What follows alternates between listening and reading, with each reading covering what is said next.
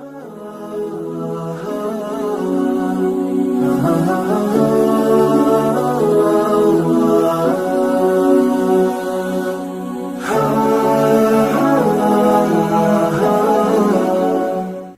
اللہ الرحمن الرحیم اللہم صلی وسلم علی سیدنا محمد۔ پارہ نمبر 1 الف لام میم، سورہ بقرہ۔ بقرہ عربی زبان میں گائے کو کہتے ہیں۔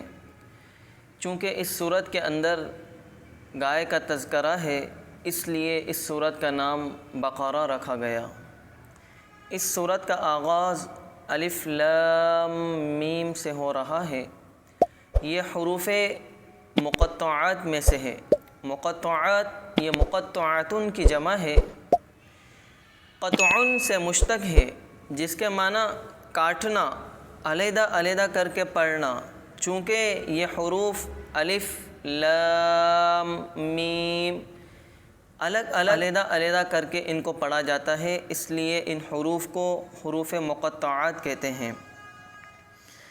آگے اللہ رب العزت ایمان والوں کی کچھ صفات بیان فرما رہے ہیں۔ الذین یؤمنون بالغیب، کہ ایمان والے غیب کی باتوں پر ایمان رکھتے ہیں، یعنی جن چیزوں کو وہ دیکھ نہیں سکتے ان پر بھی ایمان لاتے ہیں، جیسے جنت اور جہنم، یا جن چیزوں کی حکمت ان کو سمجھ میں نہیں آتی ان پر بھی ایمان لاتے ہیں، جیسے نماز قائم کرتے ہیں اور زکوٰۃ و صدقات ادا کرتے ہیں۔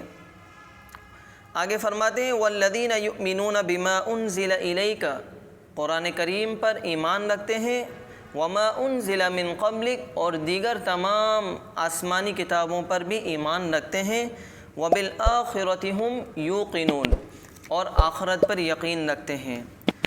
آگے پھر اللہ رب العزت نے منافقین کی کچھ مثال بیان فرمائی کہ وہ دھوکہ دیتے ہیں، زمین پر فساد مچاتے ہیں، فی قلوبہم مرض، روحانی بیماریوں میں مبتلا ہیں، حسد، بغض اور حرص میں مبتلا ہیں، احکام الہی اور ایمان والوں کو دھوکہ دیتے ہیں۔ پھر اللہ رب العزت نے منافقین کی 2 مثالوں کو بیان فرمایا۔ پھر آگے اللہ رب العزت نے حضرت آدم علیہ السلام کی خلافت کا ذکر فرمایا۔ وَإِذْ قَالَ رَبُّكَ لِلْمَلَائِكَةِ إِنِّي جَاعِلٌ فِي الْأَرْضِ خَلِيفَةً، کہ اس سرزمین پر سب سے پہلا شخص جو خلیفہ بنایا گیا وہ حضرت آدم علیہ السلام ہیں۔ پھر اللہ رب العزت نے ایک بنی اسرائیل کے مشہور و معروف قصے کا ذکر فرمایا ہے کہ بنی اسرائیل میں ایک آدمی تھا جس کا قتل ہوا۔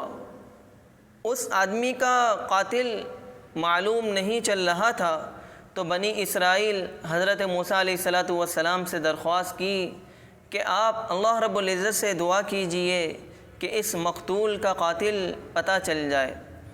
تو حضرت موسیٰ علیہ السلام نے اللہ رب العزت سے دعا کی، تو اللہ رب العزت نے فرمایا وَإِذْ قَالَ مُوسَىٰ لِقَوْمِهِ إِنَّ اللَّهَ يَأْمُرُكُمْ أَن تَذْبَحُوا بَقَرَةً، اللہ رب العزت نے گائے ذبح کرنے کا حکم دیا کہ ایک گائے ذبح کریں، اس ذبح شدہ گائے کا ٹکڑا مقتول کے جسم پر لگائیں، وہ مقتول زندہ ہو کر قاتل کا نام بتائے گا۔ تو ایسا ہی ہوا، بنی اسرائیل نے ایک گائے ذبح کی اور گائے کا ذبح شدہ ٹکڑا مقتول کے جسم پر لگایا، اور وہ مقتول زندہ ہو کر قاتل کا نام بتایا، اور اس کے بعد دوبارہ وہ مر گیا۔ اب دیکھیں گائے ذبح کرنے کی اس میں مفسرین نے 3 حکمتیں بیان فرمائی ہیں۔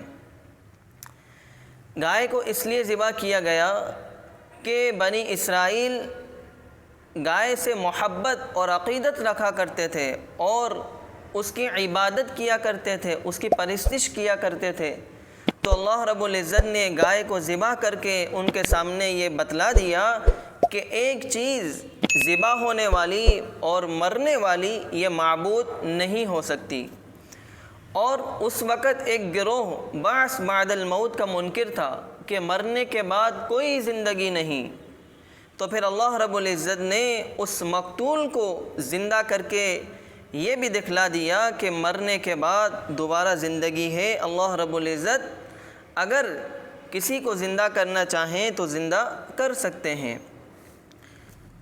اور تیسری حکمت، قاتل کی نشاندہی ہو گئی، قاتل کا پتہ چل گیا کہ اس مقتول کو کس نے قتل کیا ہے۔ پھر آگے اللہ رب العزت نے یہود کی ایک غصہ خانہ شرارت کو بیان فرمایا ہے اور اہل ایمان کو ایک چیز کی تعلیم دی ہے۔ یہود نبی علیہ الصلاۃ والسلام سے کہا کرتے تھے راعنا، کیا لفظ استعمال کرتے تھے آپ علیہ الصلاۃ والسلام کے لیے؟